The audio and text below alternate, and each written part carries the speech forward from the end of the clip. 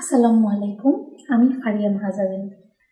আজকে আমি কথা বলবো আমাদের প্রতিদিনের জীবনে মানসিক স্বাস্থ্য নিয়ে বলা কিছু কুসংস্কার এবং বাস্তবতা নিয়ে। যেমন আমরা প্রায় সময় শুনে থাকি, তুমি তো মানসিক চিকিৎসা নিচ্ছ, তার মানে তো তুমি পাগল হয়ে গেছো। মানসিক চিকিৎসা নেওয়া পাগল হওয়ার কোনো লক্ষণ নেই, কিংবা পাগল হলেই যে তারা শুধু মানসিক চিকিৎসা নেবে, ব্যাপারটা এরকম নয়। আমাদের প্রতিদিন জীবনে আমাদের নানা সমস্যা, আমাদের অসুবিধা, আমাদের সঠিক সিদ্ধান্ত নিতে না পারা এবং আমাদের দৈনন্দিন জীবনকে সহজ সুন্দর করে তোলার জন্য আমরা একজন কাউন্সিলরের সাহায্য নিতেই পারি। এতে আমরা অনেক বিষয়ে আমাদের অনেক ভয় কাটিয়ে উঠতে পারি। আমাদের সুন্দর এবং সাফল্যমণ্ডিত একটি জীবন পরিচালনার জন্য কাউন্সিলর গুরুত্বপূর্ণ ভূমিকা রাখতে পারেন। একই সাথে আমরা প্রায় সময় শুনি, কাউন্সিলরের কাছে যাওয়া আর টাকা দিয়ে বন্ধু কেনা একই কথা। হ্যাঁ, আমরা আমাদের বন্ধুদের সাথে আমরা অনেক কিছু শেয়ার করি। আমাদের বন্ধুরা আমাদের কথা মনোযোগ সহকারে শোনে, কিন্তু আমাদের বন্ধু মনোবিজ্ঞানের একজন অপেশাদার ব্যক্তি। বন্ধু তার জায়গা থেকে আমাকে তার চিন্তাভাবনা তার পরামর্শ দিয়ে সাহায্য করতে পারবে, কিন্তু একটা পর্যায়ে বন্ধু আমাদের সমস্যার কথা চিন্তা না করে আমাদের বন্ধুর যে বিশ্বাস বা আমাদের বন্ধুর যে চিন্তা, সেটা আমাদের উপর চাপিয়ে দিতে যাবে। সেক্ষেত্রে একজন পেশাদার কাউন্সিলর আপনার সমস্যা এবং আপনার চাহিদার কথা চিন্তা করে আপনি কিভাবে আপনার সমস্যাটা মোকাবেলা করতে পারেন, সেই মোকাবেলা করার জন্যে আপনার সামনে কী কী পথ খোলা আছে সেটি আপনাকে বেছে নিতে সাহায্য করবে। আমরা আরেকটা কথা খুব শুনি যে থেরাপিস্ট তোমার অতীত পরিবর্তন করতে পারবে না, তাহলে এই থেরাপিস্টের কাছে যে কী লাভ? কথাটা একদমই সত্যি।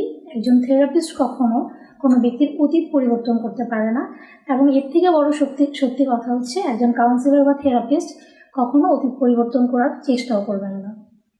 একজন কাউন্সিলরের কাজ কারো অতীত পরিবর্তন করা না, কিন্তু একজন কাউন্সিলর তার অতীতের ভয়, অতীতের ভীতি এবং অতীতের কোনো ট্রমা থেকে সে নিজেকে হিল করা, বা ভবিষ্যতে সে যখন কোনো অসুবিধাগ্রস্ত সমস্যায় পড়বে তখন সেটা মোকাবেলার জন্যে কাউন্সিলর তাকে মানসিকভাবে তৈরি হতে সাহায্য করবেন।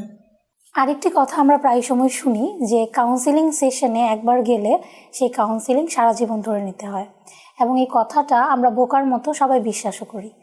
আমরা যদি একটু চিন্তা করি, কাউন্সিলর একজন ক্লায়েন্টকে কিভাবে সেবা দিয়ে থাকেন।